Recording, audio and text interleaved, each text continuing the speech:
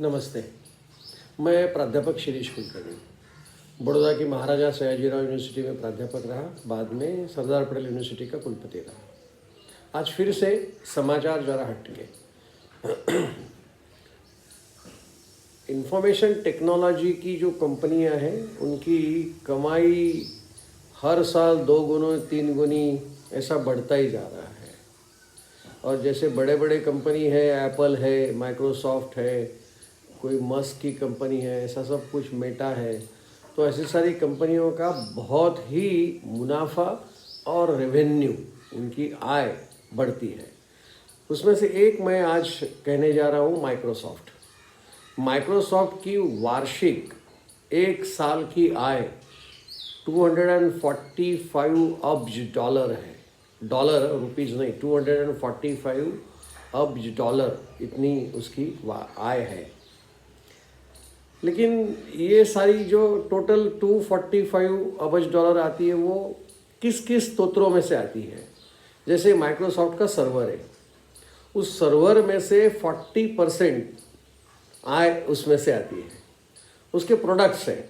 अब माइक्रोसॉफ्ट के प्रोडक्ट्स तो बहुत सारे हैं, वर्ड्स है, एक्सेल है, पीपीटी है, ऑफिस है, पावर पॉइंट है, कुछ ऐप्स है, क्लाउड्स है, क्लाउड कंप्यूटिंग है, विंडोज़ है, गेमिंग एक्स बॉक्स है।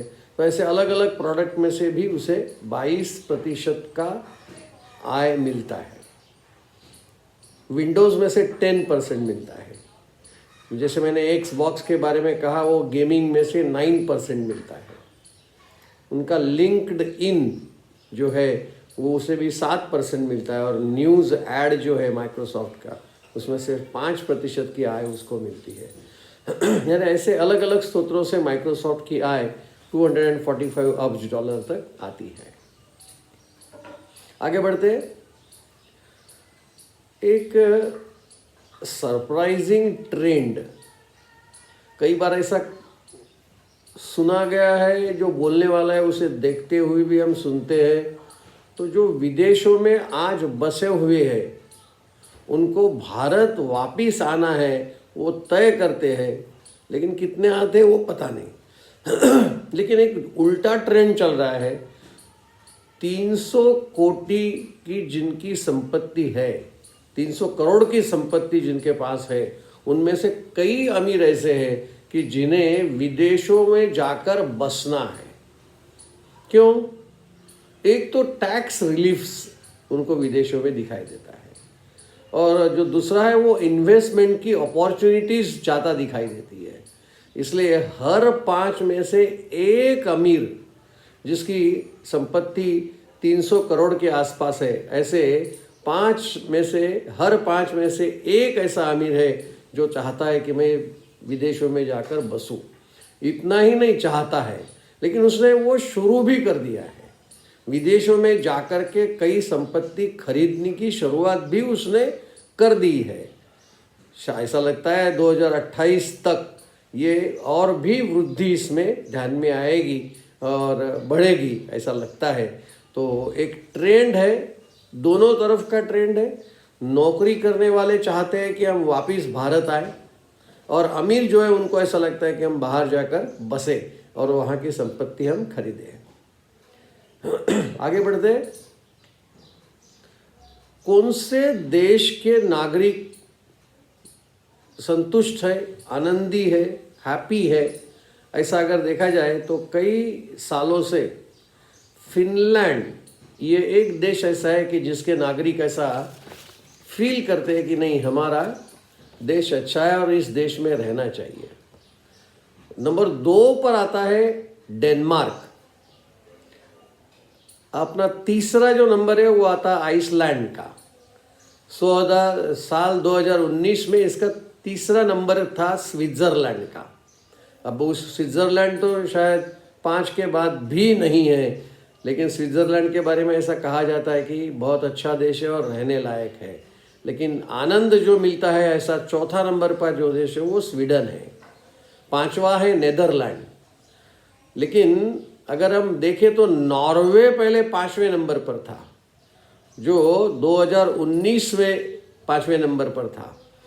और दूसरा जो है 2019 से 24 के दरमियान 140 देशों का यह अभ्यास हुआ है। द वर्ल्ड हैप्पीनेस रिपोर्ट के आधार पर यह इंफॉर्मेशन मैं आपको दे रहा हूँ। आगे बढ़ते हैं। पीने का पानी शुद्ध हो, अच्छा हो, उसमें बैक्टीरियाज न हो, वगैरह वगैरह। वैसे पानी बॉटल से पीना